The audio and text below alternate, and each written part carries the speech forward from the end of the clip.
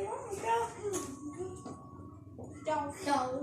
châu cái chiếc khăn kìa nó cái chạy được châu mốt nó rất sai nó châu mốt bộ rồi đi lên đây châu tóc rồi nó đánh lên con á cái gì con có gì vậy tao cái tiền lại nữa hỏi tiền là cháu nó chỉ đái xin làm lưu con chế à hắn nó không vào phải chơi của tua chị em đang nói cho nó nè nếu chị làm nó tài nó rồi có lúc vẫn lọc thâu chị một cái rồi còn có lúc vẫn mà số tôi thôi là lưu nó cũng được có cái gì mất lúc tiếc thế có đại sĩ số to nè tôi nhảy ta đá con đó mà tiếp vào số to nè ta có không ăn lo đấy em nói gì mà tiêu á mà chiều ăn hiểu đi nào là thôi rồi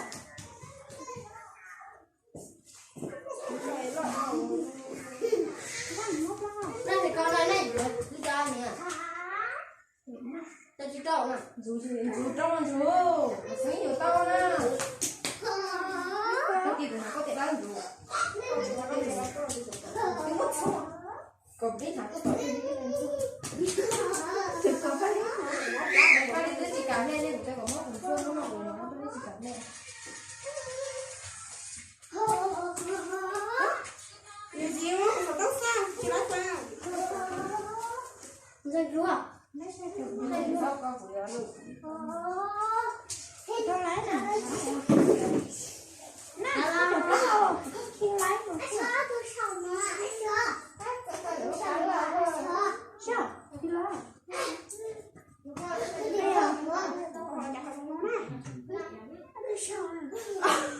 thôi con chạy dẹp của tao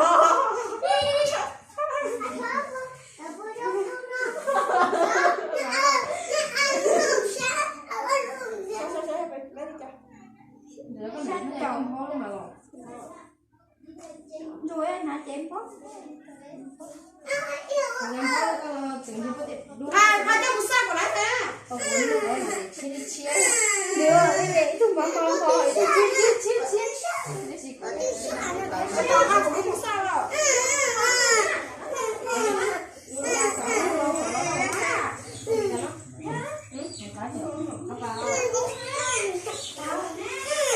nhà đi cho xỉu nữa đâu ạ con coi như rồi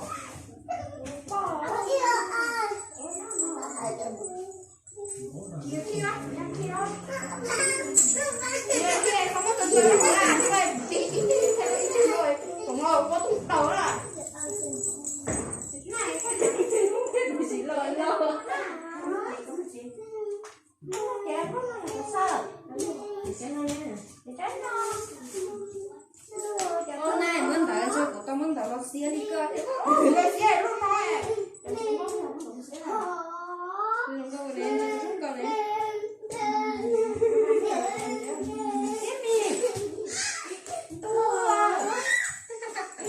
cái căn nào nó đúng thế thôi đi chúng con này giờ này nó cũng nó đúng thế này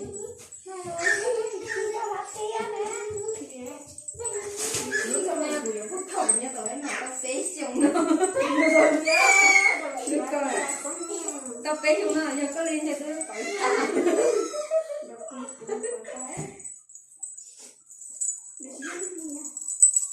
Ồ, mẹ nói là chị khát hút thầy ui nó sao mày chỉ chờ đi ra này tình chờ than lên chứ chờ nó phải than lên chị đã làm mà giờ thấy thầy nói đó là thế nào tự nhiên là tự nhiên sẽ cần tay tụi nó nhớ là giờ chả nó chậm lên thế mà chả người thấy có một sợ chị biết sợ đấy thấy có sợ đó có tại sao mà nó sẽ về nhau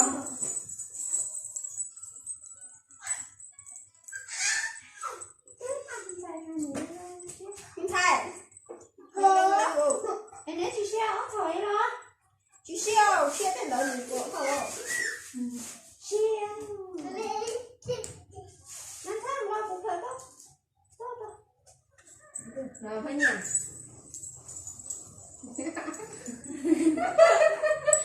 Hai à, Bây giờ thì nhớ. đó nhá. Rồi rồi đây cứ chơi thôi đi luôn. Ô, đại cũng nó nói lo nó lên xanh. Chị lo cũng chưa có mê mê nữa. Cái to ta đũa chân tay ăn kia. Cú lên xe nữa, con thích đi lên kìa. Rồi để trên đây à. Vậy đó khi có những chồng sao?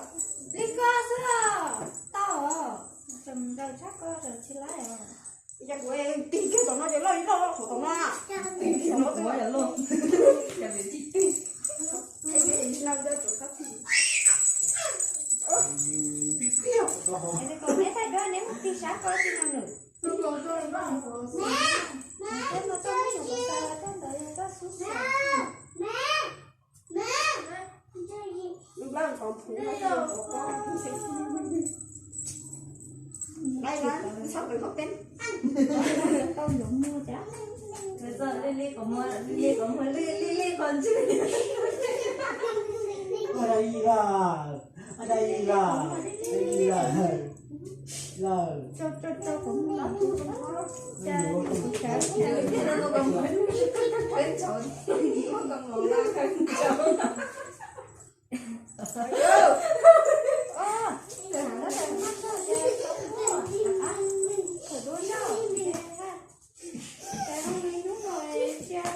Chị sẽ xịn đâu rồi cha.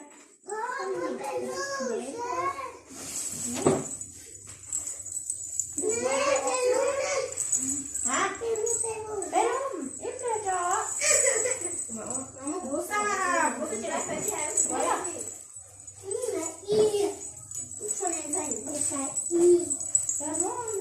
Nó nè nắng này. Nó nè. Không biết đây. Nó nè cũng đây thôi. Tao đi tiêu. Nhận cho con bắt đầu nó mà tao. Bây giờ để nó sẽ không nghe để con thắng. Thì mà tôi sẽ nó. Dạ con nữa nó lấy. nó có cái gì nữa Cho ít nữa. có phải chưa Con thôi nhận nha rồi. Tao đi cho. Con, má ơi, mấy con đi cho con này. Mà cũng được rồi em. Không bao mà nhắn nó lên xem. Tùy vô. Không bao mà. Không bao nhắn nó nè. Không mà. Mấy đứa đó không có chờ. Mấy con có nó có tòa ác hả chứ hả lại. Cho không, muốn tòa cho nó ăn. Thấy không? Ôi, nó sao?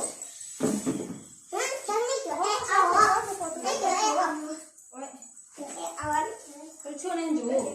Sao ý là con nó đang ở đâu? Sao?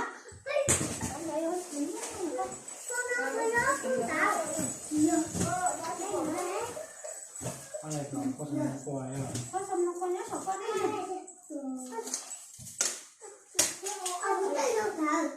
Thế có một âm kỳ rồi nè.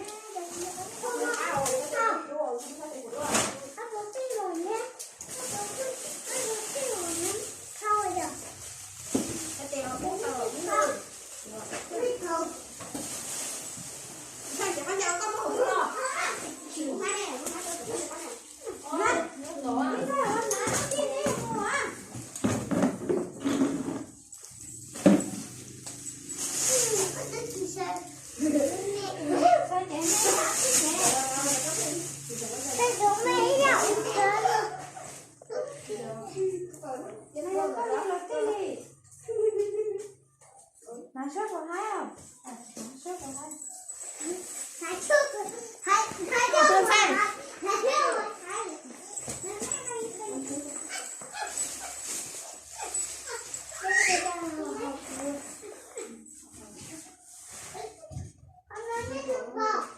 nó cô Nên tôi mấy con học Hãy subscribe cho kênh Ghiền Mì Gõ để không bỏ lỡ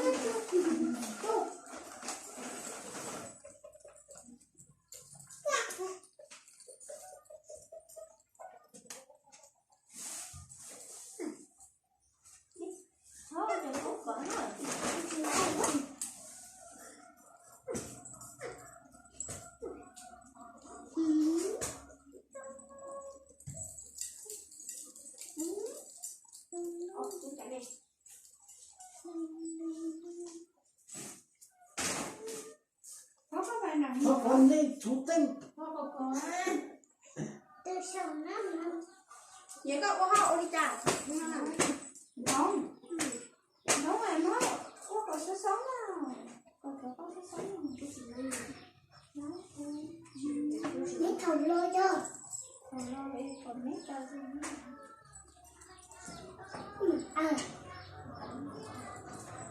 Lấy chút sẵn đó mà. Lấy chút sẵn nó gần tay nè.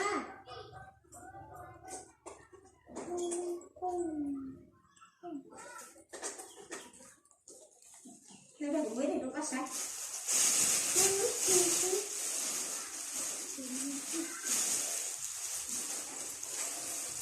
Đấy, mấy tay thì đó.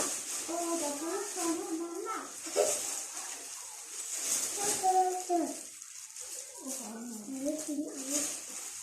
Cái kia chơi mẹ thôi à, phải có chi lái đâu. Mấy cái cho xíu rồi.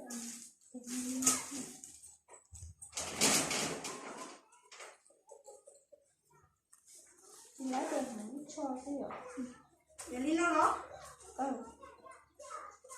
Cô có thấy chị chú rồi.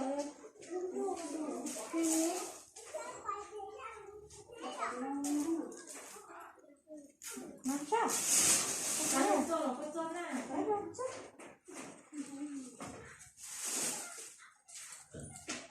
Nó đừng mắt, nó đừng mắt. Tôi sợ nó nữa. Cho chị. Giặt vào đây. Lông đâu. Nó đừng mắt, nó đừng mắt. À thì quên luôn.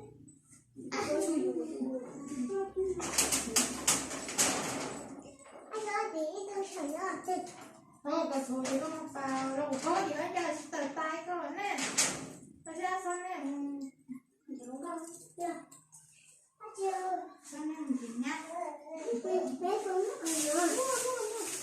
Đó, thì em ở chỗ từ con nó phải nó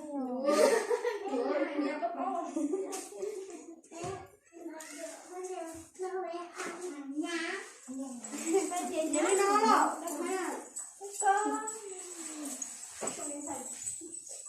Thôi đi đi con này thôi.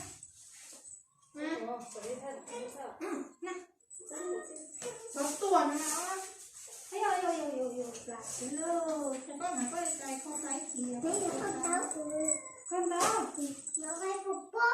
Anh kia có một đôi con to kìa. đúng không Nè, anh kia có chị cho lên chị cảnh to. Sao phải lỏng nhá thôi. Cho không bẩn em. Cho không bẩn sư. Cho không đâu. Cho không.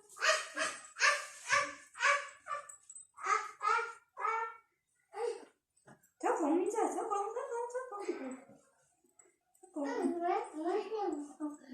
Không. không gì rồi tới coi cái thì cua mà ở trên này nó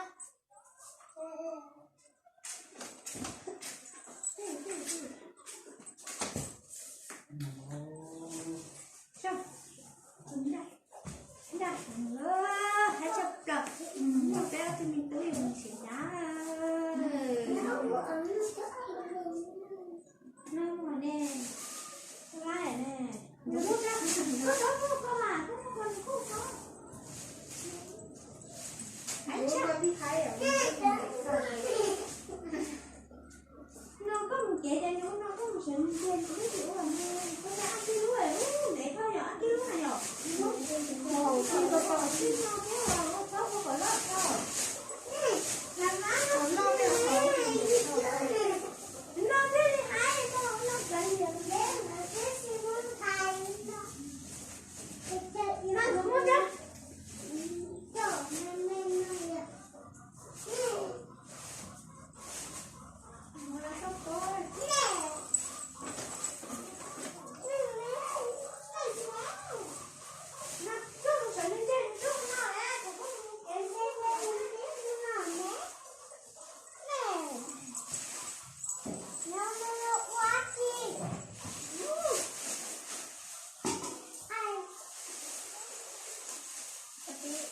Không nhiều rồi rồi. Nó của trời trời nè.